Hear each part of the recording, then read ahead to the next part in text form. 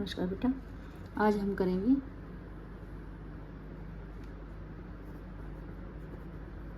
Class 10 का 1.2। क्या करेंगे? 1.2। इसके अंदर सारे क्वेश्चंस का करने का तरीका सेम है बेटा, लेकिन इसके जितने भी क्वेश्चंस होंगे उनको करने से पहले एक थ्योरम यूज़ होगी। उस थ्योरम का सिर्फ रिजल्ट यूज़ होता है, मतलब कि एक लाइन की थ्योरम है, उसको याद रखना है हमें बस। ठीक है, थ्योरम क्या है पहले वो सुन लो, ध्यान से देख लेना।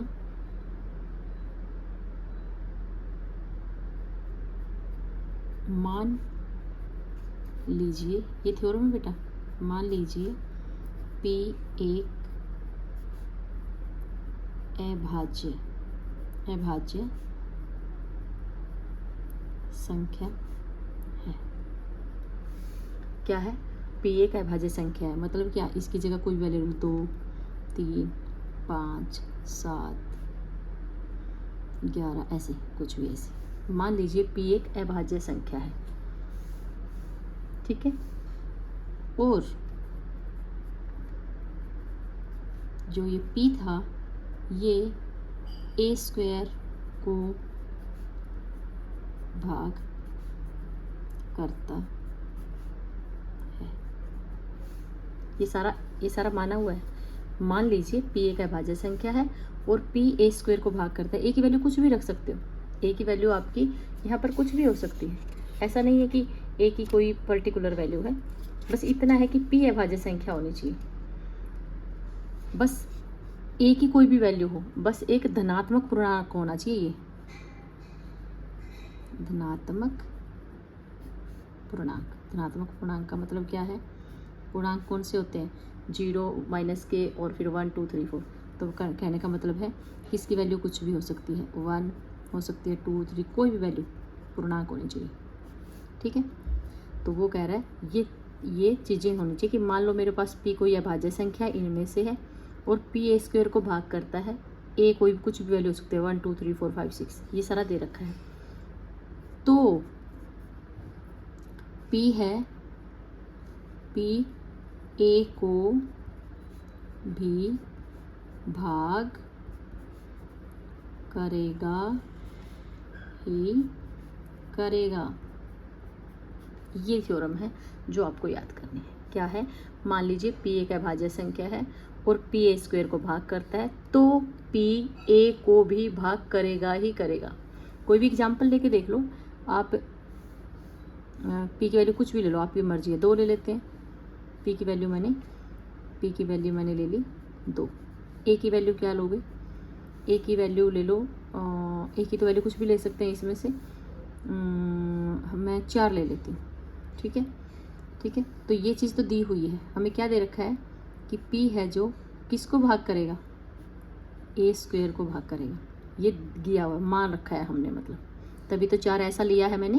वरना तो ये भी कह सकते हो कि यहाँ पे आप 3 ले लो। नहीं, ये तो मुझे मान के चलना है कि P कोई भी अभाज्य लेना है और ऐसा लेना है कि a² को भाग करे, मतलब 4 लिया। तभी समझ में आई? तभी तो यहाँ मान लीजिए P एक अभाज्य संख्या है और मान लीजिए P a² को भाग करता है, तो ये मानना ही मानना है। तो करके देख लो। तो 4 का स्क्वायर बाई 2, ये कितना होगा? 16/2। इसका आंसर 8 आ रहा है। ये मैंने माना है, मैंने मान लिया P एक अभाज्य संख्या है और P है जो a² को भाग कर रहा है, जहाँ a मैंने क्या ले लिया? कोई पूर्णांक ले लिया। तो चेक करते हैं कि P है जो a को भी भाग करेगा कि नहीं। P कितना है? 2। ये कितना है? 4। हाँ, कर रहा है। समझ आ गई? तो ये थ्योरम आपको याद रखनी है। अब इसके अंदर कैसे कैसे क्वेश्चन आएंगे इस एक्सरसाइज के अंदर, आपको ये बात तो मैंने पहले की वीडियो में बताया है कि वर्गमूल 2, वर्गमूल 3, वर्गमूल 5, वर्गमूल 7, ये वर्गमूल 11, ये सारी क्या होती हैं? अपरिमेय संख्याएं होती हैं।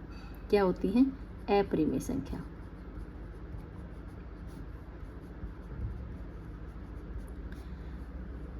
लेकिन इस एक्सरसाइज के अंदर इन्हें को हमें सिद्ध करना है कि ये अपरिमेय संख्या है। बस एक यही थ्योरम लगेगी, जगह जगह पे लगेगी, बस और कुछ नहीं है। चलो हम एक बार करना स्टार्ट करते हैं बेटा एक्सरसाइज को।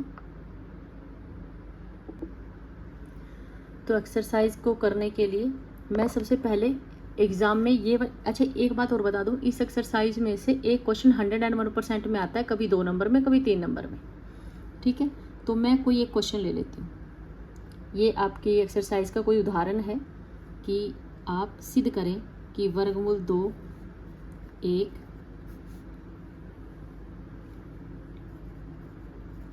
अपरिमेय संख्या है। सिद्ध करें कि वर्गमूल 2 एक अपरिमेय संख्या है, ये मुझे सिद्ध करना है। ठीक है, तो इस क्वेश्चन को हम स्टेप बाय स्टेप करेंगे। स्टेप बाय स्टेप करने से आपको ये तरीके से याद हो जाएगा। तो स्टेप 1 में मैं मान लेती हूँ, पेपर में लिखने की ज़रूरत नहीं है। स्टेप 1 और 2 लिखो तो हल्का सा पेंसिल से लिख देना और बाद में उसको इरेज कर देना। ठीक है, तो स्टेप 1 मान लेते हैं। हमें क्या करना है, वर्गमूल एक अपरिमेय संख्या है, ये प्रूव करना है। हम इसका अपोजिट मान लेते हैं। मान लीजिए वर्गमूल 2 एक परिमेय संख्या है।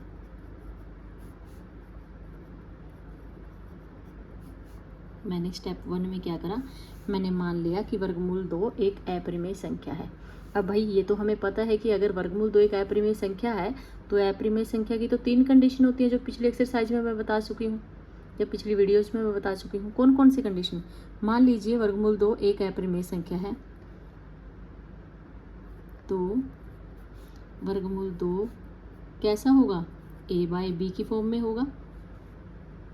तो वर्गमूल 2 इक्वल टू एक के रूप में लिखा जा सकता है। इस रूप में लिखा जाएगा जहाँ a और b क्या होंगे, पूर्णांक होंगे। b है जो बराबर नहीं होगा 0 के, और ए बी सह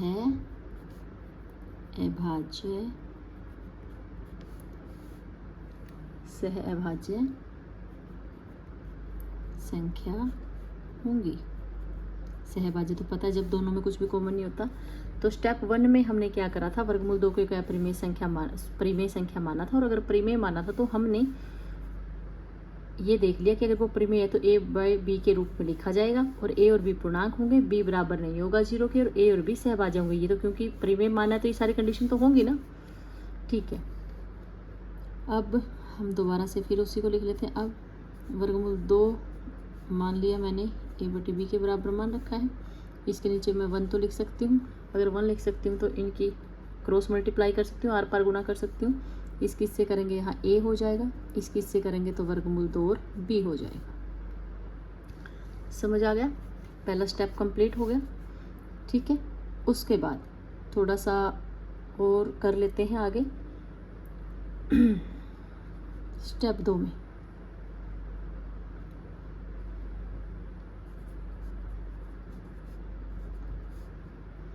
मैं जो ये इसी चीज़ को दोबारा लिख रही हूँ। स्टेप 2 में इसको मैंने लिखा, इसको क्या कर सकते हैं, दोनों तरफ वर्ग करने पर।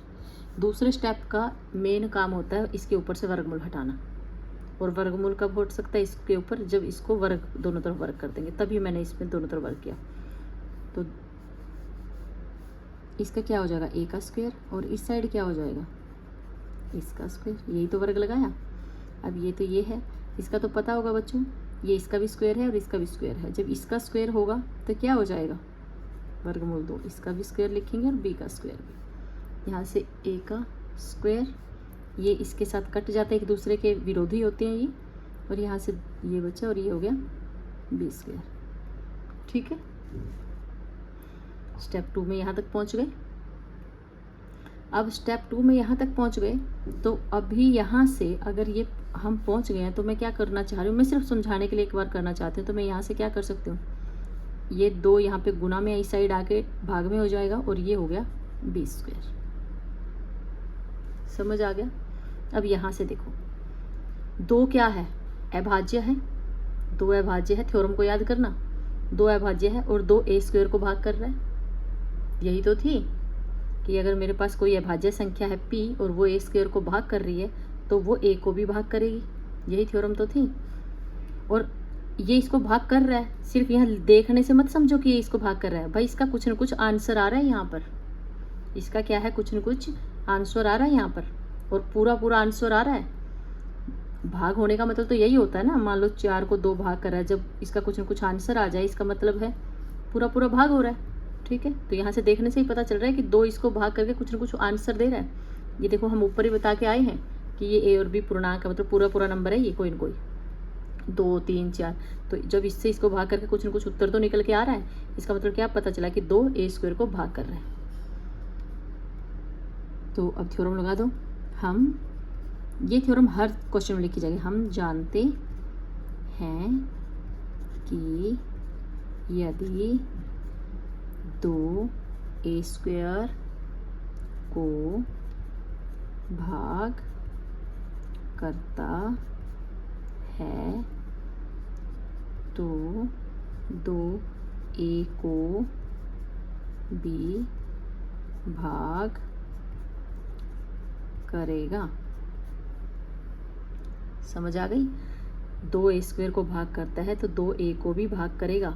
मतलब क्या, 2 है जो a को भी भाग करेगा।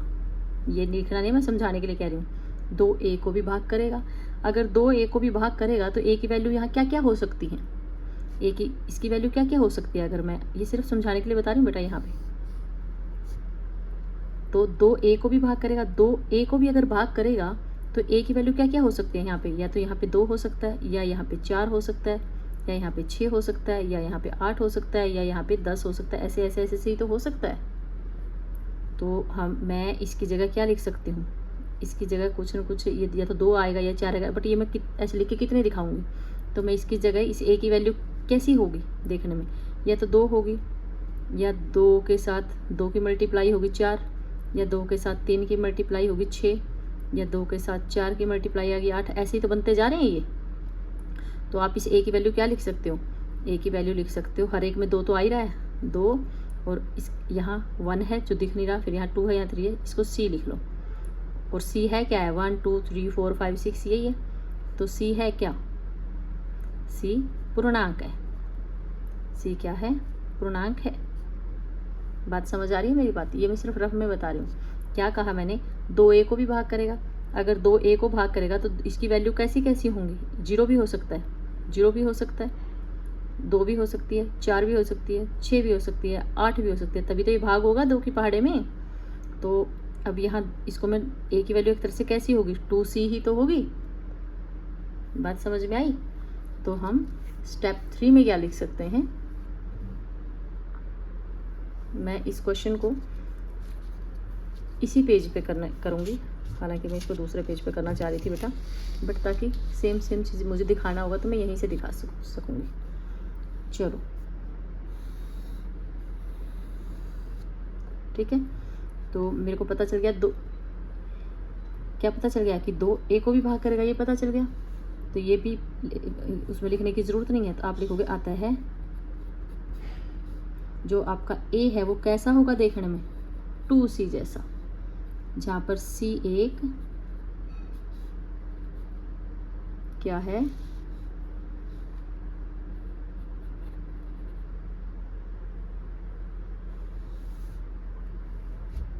c एक पूर्णांक है। इतना समझ में आ गया? अब स्टेप 3 में देखना, स्टेप 3 में ये जो a की वैल्यू हमारी आई है, आगे जितना काम करना था हमने कर दिया। अब जो ये a की वैल्यू आई है, a की वैल्यू आपको कहाँ पर रखनी है, a की वैल्यू आपको रखनी है, आप इसको a की वैल्यू को रखोगे यहाँ पर, जो स्टेप 2 में यहाँ थी। इसको नाम दे लो समीकरण 1। क्या है, समीकरण 1। ठीक है, a की वैल्यू को रखें। तो अगर हम a की वैल्यू को यहाँ पर रखते हैं तो क्या हो जाएगी, लिखो इस क्वेश्चन के अंदर आप लिखोगे, चलो मैं यहाँ कर देती हूँ, a = c का मान समीकरण एक में रखने पर रखो। समीकरण एक लिख लो पहले। यहाँ पे क्या थी? A square is equal to 2b का स्क्वेयर, यही थी समीकरण।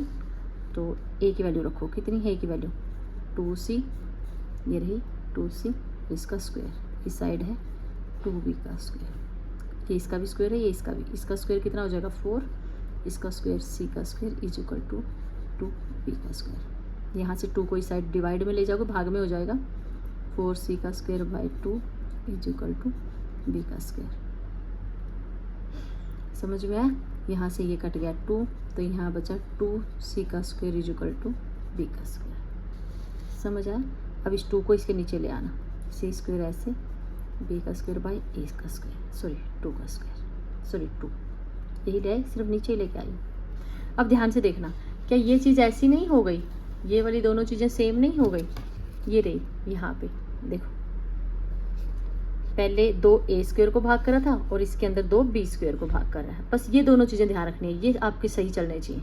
यहाँ जब स्टेप 2 में कर रहे थे तो 2a स्क्वायर को भाग करे, और जब स्टेप 3 में आ जाए तो 2b स्क्वायर को भाग करे। इस तरीके से क्वेश्चन होता चला जाएगा। अब यहाँ से मैंने क्या देखा?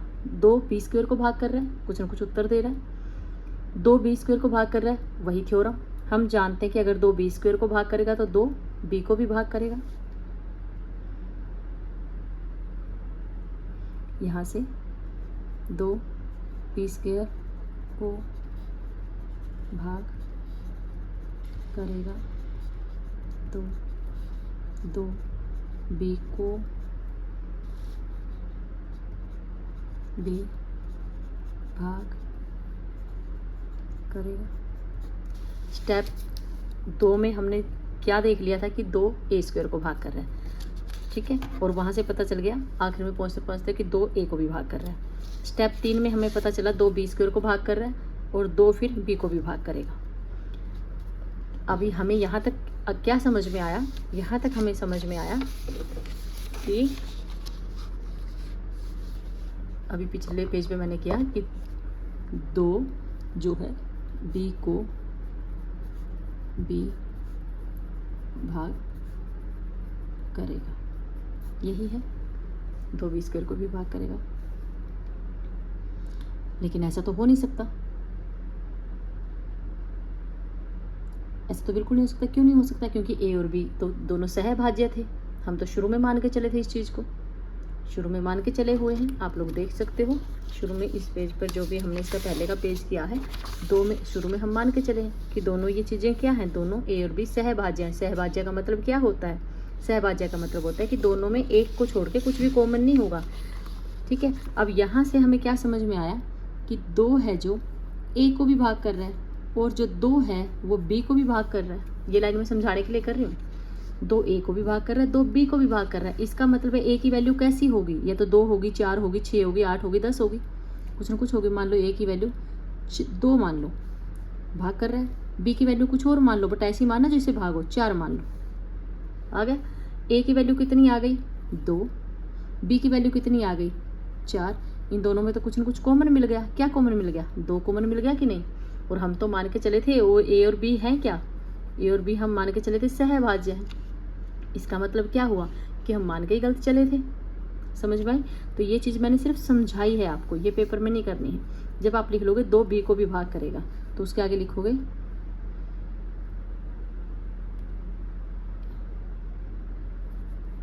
परंतु यह असंभव है क्योंकि a और b सहअभाज्य हैं। अतः जो हमने माना वो गलत है। अतः क्या हुआ? हमारी